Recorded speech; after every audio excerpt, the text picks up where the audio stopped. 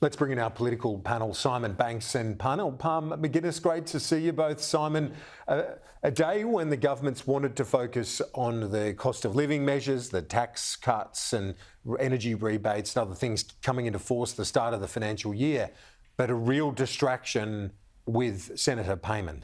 Yeah, no doubt about it, Kieran. I'm sure that from the Prime Minister down, they'd rather be talking about the tax cuts, the reductions in the cost of medicine, the energy rebates, the increase in the minimum wage, all of those things which Middle Australia, I guess, have been crying out for. I think the one silver lining on otherwise a very dark cloud for the Labor Party today is that, of course, most Australians, particularly those who, I guess, don't pay attention to politics in quite the same way, will be looking more at their bank accounts than what they see on their TV tonight.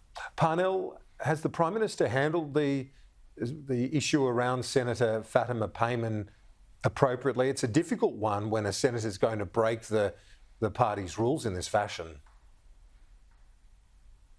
I think this is a really difficult one and very difficult to handle because it really exemplifies how Labor has increasingly its base has drifted towards this notion of intersectionality, which Fatima Payman really represents. You know, she's a young woman, a Muslim woman who is expressing those identities in this vote, and Labor is still the party is stuck in this idea of communalism at the same time as many of its supporters have become more enamoured of this idea of intersectionality. So it's a really difficult position for the Prime Minister because he's trying to make the point we need to stick together as a team under these rules that we have set. But at the same time, I think a lot of Labor supporters are going to be looking at this and saying this is what we understand diversity to mean. Yeah, and a number of those senators who, you know, we've reported on, and I've reported on for many, many years, and you both have been observing the likes of Senator Wong, for example, who made the case internally on same-sex marriage. She hardly was going to oppose it at a personal level, but had to, vote an official level in the Parliament. You can see why a lot of those individuals would be quite annoyed now, Simon. Yeah, no, look, I certainly understand the disappointment with the way that Senator Payman has acted here over the course of the last few days. But on the same token, I look at, for example, the relationship that exists between Josh Burns, an MP, a Labor MP of effectively Jewish extraction, and Fatima Payman.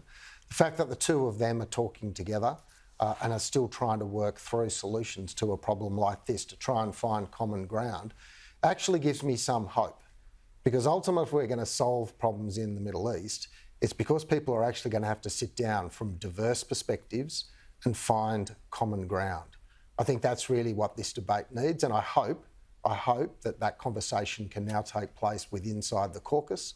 They can come up with a common position that diversity is represented through, because ultimately I think that's what the Middle East needs as well. Yeah, and fundamentally, you look at the argument from those in the Parliament with marginal seats, while they want peace in the world, they also recognise that that's not going to be achieved out of the Australian Senate, Parnell. So there's a frustration for a marginal seat holder wanting to focus on tax cuts and other cost of living relief at the start of the financial year.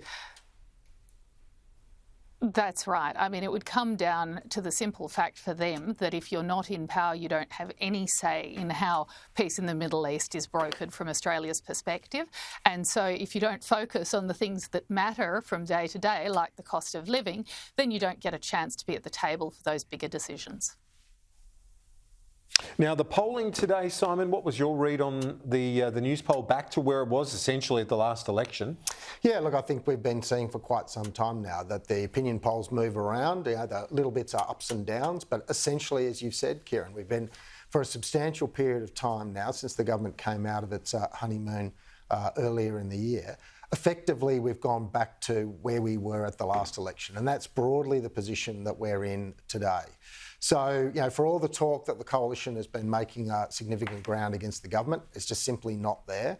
I'm not saying that Australians aren't feeling enormous cost of living pressures. They are. They are obviously getting some light relief over the course of the next few weeks with the various measures that the government's introduced. But we shouldn't pretend that the coalition is in an election-winning position either. I said, essentially, if these polls are replicated in 12 months' time, we're basically back to where we are today. Parnell, what's your read on the number? Are we seeing an immediate reaction to the nuclear policy? It could be a little bit of that, but if it's that, then I don't think anybody would be either surprised or terrified by it, because you would always expect a bit of uncertainty following an announcement of that sort. And certainly the Liberal Party didn't expect that everybody was going to come out and start cheering for nuclear. That's a part of a much longer discussion. And I've always said this is a two-term strategy, not a one-term strategy. So what we're looking at is factoring in the backlash against the uncertainty or people not knowing what nuclear might really look like in Australia. And the coalition will, of course, be working on building that back to having that argument over the months to come. Parnell, the fundamental game changer where nuclear and everything else will get swept aside, as I see it, as if there's another rate hike or two. That's right. Well, and it will come down to, even with these tax cuts that are coming into effect today, Labor has promised high with the idea that you're going to have more money in your pocket, and now we're going to see the question of delivery. And it's like that in any campaign. If you promise a lot and then you don't deliver on that, people start turning towards the opposition. Now, as I have argued, with the nuclear strategy, essentially talking about nuclear allows Peter Dutton to talk about the cost of living, because he's talking about how expensive renewable energy can be and providing an alternative to that. And that's going to resonate as these tax cuts come through, as these, increase to welfare comes through, and people find that it's not making a dent in their pockets, they're going to start looking for alternatives. So that's really the longer term strategy. Parnell, Palmer McGuinness, Simon Banks, thank you both. We will talk to you soon.